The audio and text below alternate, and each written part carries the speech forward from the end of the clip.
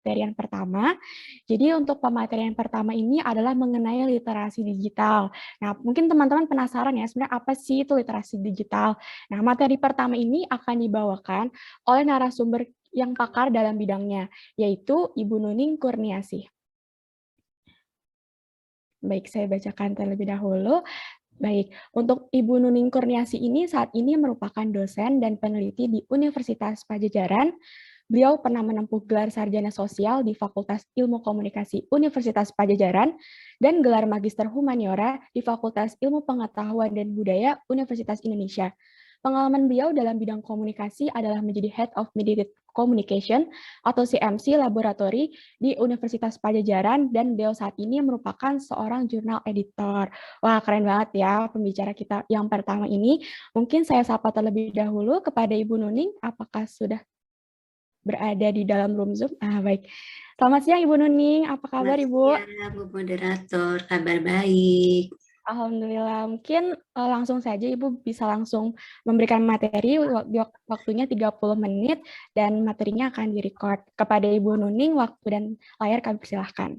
Ya, terima kasih, selamat siang untuk semuanya, Ibu Pembimbing KKN, narasumber yang lain, kakak-kakak mahasiswa, dan juga semua peserta webinar hari ini. Materi yang akan saya sampaikan adalah tentang literasi digital untuk remaja. Nah, sebagaimana tadi juga sudah dikemukakan oleh Ibu Pembimbing KKN bahwa saat ini memang dunia digital itu sangat akrab, ya, terutama dengan generasi digital. Ya, bukan hanya generasi digital sebenarnya, tapi generasi sebelum generasi digital ini lahir, mau tidak mau saat ini sudah akrab gitu ya dengan dunia digital.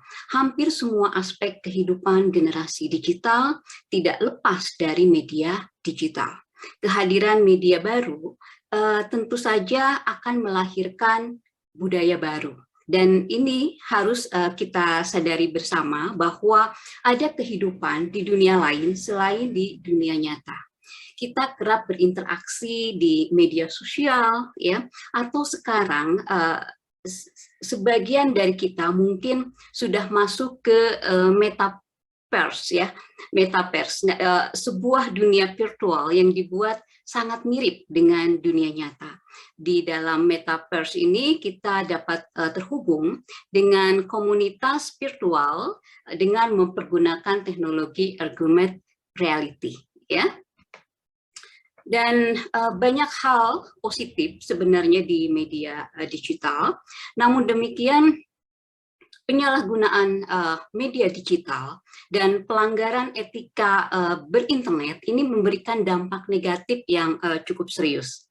Kita bisa melihat begitu banyak cyberbullying, cybercrime, konten kekerasan, hoax, pelanggaran privacy, dan pornografi, ya, itu merupakan contoh penyalahgunaan media digital yang dapat berdampak buruk bagi pengguna internet, termasuk remaja. Nah, dalam kondisi seperti ini, maka literasi digital ini sangat diperlukan. Apa itu literasi digital? Literasi digital ini merujuk pada sebuah kemampuan untuk memahami dan mempergunakan informasi dari berbagai sumber digital. Literasi digital tidak hanya berkaitan dengan kemampuan membaca, ya, literate, kemampuan membaca, namun juga mencakup proses berpikir, proses mengevaluasi informasi yang ditemukan dalam berbagai sumber informasi, ya. Nah, di dalam literasi digital untuk remaja, ada beberapa hal yang perlu kita perhatikan. Antara lain adalah critical thinking, ada digital culture, ada online safety skill, ada communication and ethic, ya, etika di internet, kemudian ada practical and functional skill, kemudian ada finding, evaluasi, kemudian using, distribusi informasi, kemudian ada kolaborasi dan creativity. Kita bahas satu persatu ya. Yang pertama, critical thinking. Kenapa critical thinking ini begitu penting ya di dalam literasi digital? Ya. Karena bagaimana seorang, katakanlah yang kita bahas sekarang adalah literasi digital untuk remaja. Nah, bagaimana ketika seorang remaja masuk ke dalam dunia internet, dia memiliki critical thinking yang selalu dia pergunakan, sehingga dia tidak mudah terbawa arus. Ya, karena kita ketahui ya di dunia internet itu beragam manusia ada di sana, ya, beragam pemikiran, beragam budaya, ya, ada di sana, gitu ya, sehingga seorang remaja, ya, ketika dia masuk ke dalam dunia internet harus dibekali dengan critical thinking, ya, pemikiran yang kritis, ya, antara lain. Ketika dia memerlukan sebuah informasi atau ketika dia mendapatkan sebuah informasi, maka dia perlu bertanya, siapa yang menulis informasi ini? Atau siapa yang memberikan informasi ini? Ya, apa tujuannya dia memberikan informasi ini? Ada nggak tujuan tertentu, gitu ya? Misalnya ada politik, ada isu SARA atau yang lainnya, gitu ya, atau memang netral. Nah, ini perlu dipahami, ya, karena di dunia internet ini ada banyak orang menjadi produser informasi. Setiap orang bisa menjadi produser informasi, dan kita harus selalu berpikir kritis ketika kita mendapatkan informasi, gitu ya. Apa tujuannya? Apa tujuan dia menyebarkan informasi ini? Kalau misalnya kita mengadaptasi informasi tersebut, dampaknya apa? Ya. Kemudian, apakah orang lain perlu informasi tersebut? Karena jangan sampai kita menyebarkan informasi yang bukan kapasitas kita untuk menyebarkan. Ya. Atau misalnya, kemarin ada kecelakaan misalnya ya, ada kecelakaan, itu kan videonya beredar luas ya. Nah, apakah perlu menyebarkan video kecelakaan tersebut tanpa di-blur, tanpa diedit lah ya, maksudnya di-cut gitu yang sensitifnya. Ya. Nah, jadi gitu. Apakah perlu orang lain perlu tahu sampai detik-detik terjadinya misalnya kecelakaan itu, gitu ya. Kemudian siapa yang memerlukan informasi tersebut? Karena di internet itu kan beragam informasi itu ada, ya. Tapi kan seperti halnya kita ketika lapar, ya, ada banyak makanan. Tidak semua makanan kita makan, walaupun kita lapar, ya. Tetapi kita akan memilih makanan yang memang sesuai dengan selera kita, yang sesuai dengan kapasitas perut kita. Ya, begitu juga dengan informasi. Informasi ini diperlukan oleh siapa, ya. Kemudian apakah kita perlu menyebarkannya atau tidak, ya. Kemudian dari mana sumbernya? Apakah ada yang mensponsori informasi tersebut? Gitu ya. Itu harus secara kritis, gitu ya, dilihat oleh kita, terutama di sini orang remaja ya. Apakah informasi tersebut valid? Apakah informasi tersebut relevan? Ya.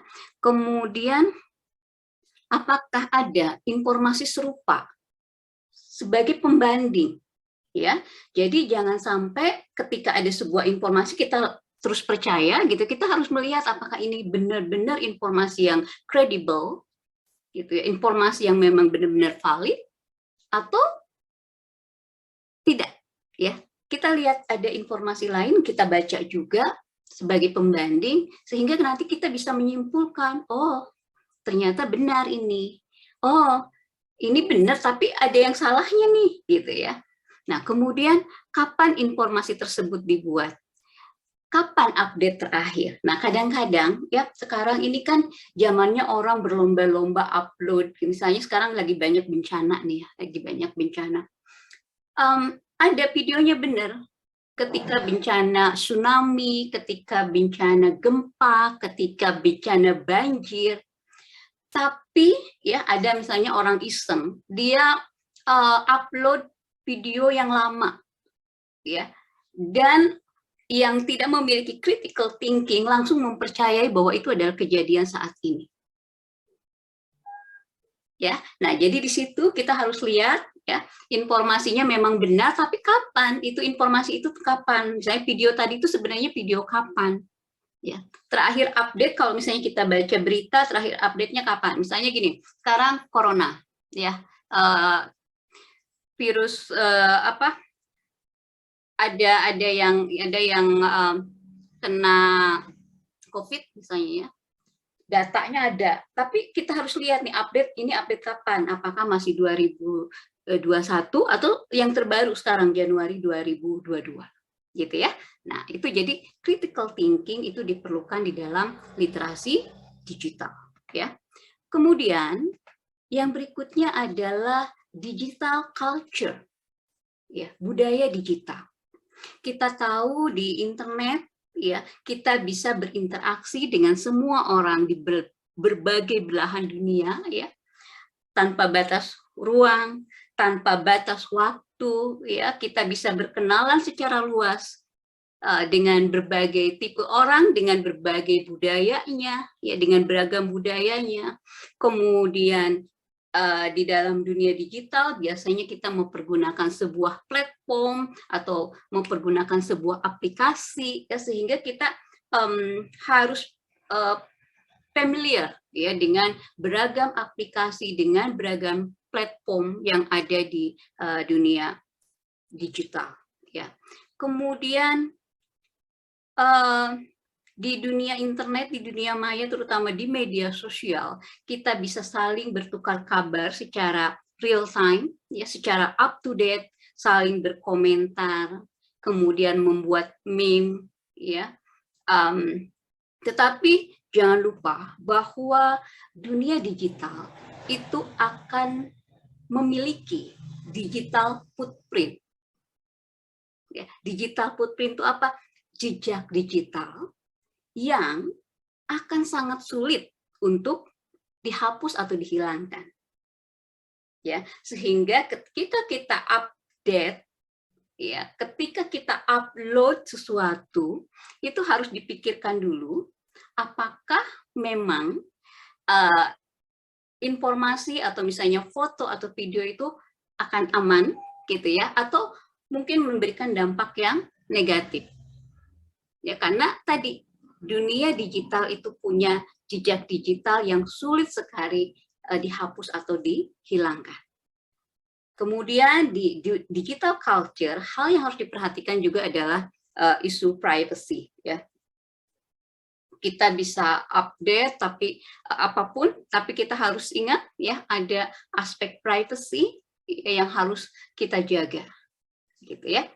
Kemudian yang berikutnya adalah yang harus diperhatikan oleh remaja adalah online safety skill. Bagaimana membentengi diri kita agar tetap aman ketika berselancar di dunia maya. Ya. Antara lain, ya. Kalau misalnya kita akan membagikan sebuah konten, maka bagikan konten yang memang pantas untuk dibagikan. Stop konten-konten yang tidak pantas. Kalau misalnya kamu dapat itu, kita dapat itu, stop di kita. Jangan disebarkan lagi. Ya.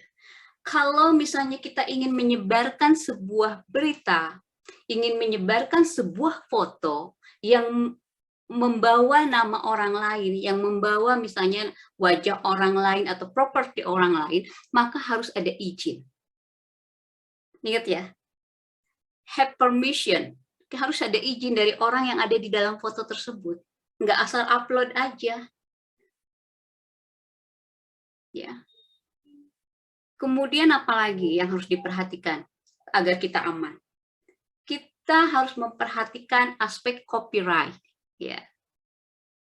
Copyright. Kalau melanggar copyright nanti bisa kena secara hukum. Ya, misalnya mau pakai lagu itu kan pasti YouTube itu sudah bisa mengidentifikasi, oh ini punya copyright, gitu ya. Kemudian kalau misalnya ingin mencantumkan, ingin upload foto atau quote-quote, maka cantumkan kreditnya, cantumkan sumbernya. Kemudian hargai juga privasi orang lain. Hargai privasi orang lain. Dan privasi diri kita sendiri. Informasi apa saja yang tidak boleh ya kita upload di internet. Misalnya ya, nama ibu kandung, nomor HP, tapi nomor HP sekarang udah banyak ya yang dicantumkan. Ya. Alamat rumah hati-hati, ya, dan masih banyak lagi. Ya, jadi kita harus tahu informasi apa saja yang bisa kita share dan tidak boleh kita share. Ya. Kemudian yang berikutnya adalah komunikasi dan etika di dunia maya atau yang disebut dengan netik. Nah, berkaitan dengan netik ini ada seorang penulis namanya Virginia C. Nah, Virginia C ini mempunyai atau menyampaikan 10 rule, 10 aturan di dunia maya. Aturan yang pertama adalah remember the human. Kita mempergunakan teknologi, tetapi kita harus ingat bahwa kita masih tetap manusia. Kita bukan robot. Ya, sehingga ketika kita berkomunikasi, perlakukan orang lain sebagai manusia. Ya, as a human, not as a robot, not as a machine. Ya. Rule yang kedua, aturan yang kedua. Ya. Walaupun itu dunia maya, dunia internet, memiliki standar behavior, memiliki standar perilaku ya yang sama dengan real life, dengan kehidupan nyata. Misalnya memberikan salam ya. Kemudian walaupun HP kita, internet kita terhubung 24 jam, ketika menghubungi orang lain kita harus ingat ini waktunya istirahat atau bukan. Kecuali hal-hal yang emergency ya, yang sangat tidak bisa ditunda, yang sangat darurat. Ya. Tapi kalau memang masih bisa ditunggu, kalau misalnya sekedar nanya kabar, masa iya mau jam 12 malam, orang udah mau tidur. Ya, pagi nih mahasiswa ya mau ngubungin dosen, kemarin baru keluar nilainya, ada yang mungkin ada yang nggak puas dengan nilainya. Bisa nggak sih nunggu jam 8 pagi? Gitu atau minimal jam 7 pagi ya, jangan jam 12 malam, jam 2 malam, Bu kok nilai saya C, saya kan udah gini tunggu deh jam 7 jam 8 kan masih ada waktu 2 minggu untuk perbaikan ya enggak. Gitu ya. Nah kemudian rule yang ketiga ya, know where you are in the cyberspace. Oke, ada banyak hal yang memang standar di dunia maya dan di dunia nyata itu sama. Tetapi harus ingat juga bahwa cyberspace itu memiliki karakteristik yang berbeda dengan di dunia nyata. Ya, misalnya saja, ya, kalau kita sudah terhubung ya di media sosial, itu kadang-kadang ya hubungan katakanlah hubungan dosen dengan mahasiswa, hubungan atasan dengan bawahan, ya itu tidak lagi hubungan secara vertikal, benar nggak? Hubungannya udah horizontal, ya kita bisa nyapa-nyapa gitu ya sebagai teman, gitu ya, bukan lagi sebagai mahasiswa dosen ya, walaupun tadi ada ada etika-etika yang memang harus diterapkan, gitu ya. ini harus diingat bahwa dunia maya dan dunia nyata itu memiliki karakteristik yang berbeda, gitu ya. Antara lain selain tadi ya hubungan vertikal horizontal tadi, contoh lainnya adalah jam kerja. Ya. Kalau offline itu kan jam kerjanya sesuai dengan jam kantor dari jam misalnya 8 sampai jam 4. Tapi kalau di dunia maya ya dari pagi sampai malam itu harus selalu siap ya, kalau misalnya Anda memberikan layanan customer service atau apa gitu ya, harus siap.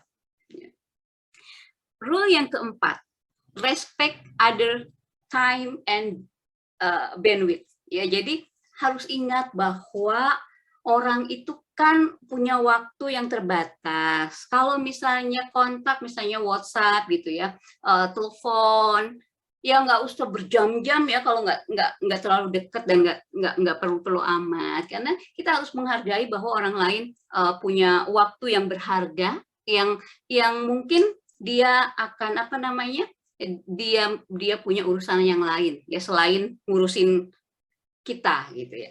Kemudian hargai juga bandwidth ya, ini nih terutama untuk teman-teman yang sering forward video, foto ya atau broadcast itu tuh memakan bandwidth tahu. Dan bandwidth itu harus dihargai ya, jadi jangan dibuang-buang begitu saja. Rule yang kelima, make yourself look good online ya. Jadi buat kita itu terlihat bagus di internet. Mulai dari tutur kata, sikap, ya komen-komen, ingat tuh ya, komen itu mencerminkan kepribadianmu. Ya, kita lihat banyak cyberbullying. Kalau misalnya ada orang upload apa, itu komennya kalau baca, apalagi terutama baca komen-komen yang artis yang banyak haternya, sampai mulut dada. Ini orang apa ya, aku apa nggak takut kalau misalnya ada karma atau apa gitu ya, atau tuah ke sendiri gitu ya. Ya kalau misalnya saya kan sering mengamati gitu ya media sosial, kalau lihat baca-baca, kalau saya sih langsung di-blok, tapi kadang-kadang saya perlu buat kajian gitu ya. Jadi dibaca gitu ya. Nah itu ya, jadi perlihatkan kita itu bagus di dunia maya ya. Kemudian share expert knowledge ya, jadi bolehlah sekali-kali kita bercanda-canda ngalor ngidul ya, tapi utamakan kalau mau sharing itu memang sesuatu yang memang berguna gitu ya. Kemudian yang berikutnya adalah, nah kalau biasanya kan jangankan di dunia maya, di dunia nyata juga kadang-kadang ada clash gitu ya. Nah ketika ada clash atau apa, sampaikan argumen itu dengan baik ya. Jadi harus kemarahan itu harus dikontrol ya. Kemudian yang berikutnya adalah respect other people privacy ya. Jadi jangan sampai ada orang baru punya mobil di foto kemudian diupload sampai nomor plat nomornya itu nggak ditutupi. Misalnya itu kan privacy orang ya, rumah orang baru difoto, diupload. Siapa tahu orang teh nggak mau ya gitu ya.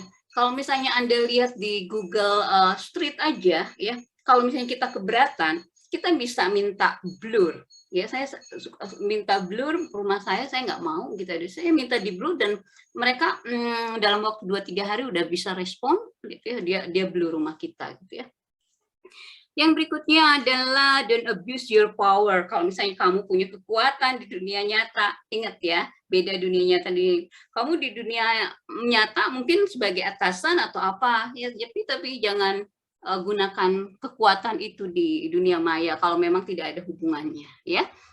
Kemudian yang berikutnya adalah kadang-kadang kita memiliki kesalahan ya. Kalau memang masih bisa ditolerir ya kita kasih maaf ya. Itu adalah rule netik ya, etika di dunia maya menurut Virginia C ya. Bentar ya, nggak apa-apa. Bentar ya. Nah yang berikutnya adalah practical and functional skill. Jadi kita harus memiliki skill, kemampuan praktis dan juga fungsional berhubungan dengan ICT ya, Information and Communication Technology ya. Berikutnya, nah ini ya, finding, evaluating, using, creating, distributing informasi gitu ya, itu harus juga dibarengi dengan ilmu ya. Ketika kita mau mencari sebuah informasi, kita harus memahami dulu kebutuhan informasi kita itu apa, kemudian berpikir dulu sebelum memulai ya, dari mana kita memulai pencarian informasi tersebut. Membaca beberapa sumber, gunakan teknik penelusuran, ya, kemudian cari sumber informasi primer. Sumber informasi primer itu sumber informasi yang asalnya itu dari mana, jangan sampai ada misinformasi gitu ya, ada yang udah dipleset-plesetin, sehingga kita harus mencari sumber informasi yang sifatnya primer atau yang awal ya. Kemudian cek kredibilitas sumber ya. Kemudian yang perlu diingat bahwa informasi yang viral itu belum tentu informasi yang akurat, sehingga kita harus cek and recheck ya, apakah itu fakta, apakah ada bias gitu ya, apakah itu memang benar-benar sebuah sebuah fakta ataukah hanya lelucon, karena kadang-kadang kita ini sekarang ya banyak bercanda gitu ya, jadi sehingga kita harus tahu, ya ini candaan, oh ini yang seriusnya. Atau kalau misalnya kita terlalu bingung ya dengan informasi yang ada, kita bisa tanya ahli ya. Nah, kemudian yang berikutnya adalah collaboration and creativity, di mana kita harus memiliki kemampuan untuk berkomunikasi dalam berbagai media komunikasi digital dan berinteraksi secara efektif, kemampuan berbagi informasi, pesan dengan media kolaborasi digital, ya, dan berpartisipasi dalam komunitas dan jaringan. Ya, itu aja materi dari saya. Terima kasih, Bu. Kita kembali ke Bu Moderator. Baik, terima kasih kepada Ibu Nuni atas materinya yang luar biasa. Jadi tadi saya rangkum sedikit, mungkin untuk literasi digital itu adalah kemampuan untuk memahami dan menggunakan informasi dari semua platform digital. Dan ada beberapa kemampuan tadi yang harus diperhatikan, ada critical thinking, ada budaya digital, membentengi diri dari saat berselancar di dunia maya, dan juga tadi ada beberapa etika berkomunikasi yang mungkin teman-teman juga harus pahami, jangan asal share, jangan asal upload, di semuanya itu ada etikanya. Mungkin terima kasih kepada Ibu Nuning atas materinya. Nanti kita akan bertemu lagi saat sesi tanya jawab ya Ibu. Saya lanjutkan terlebih dahulu untuk materi selanjutnya.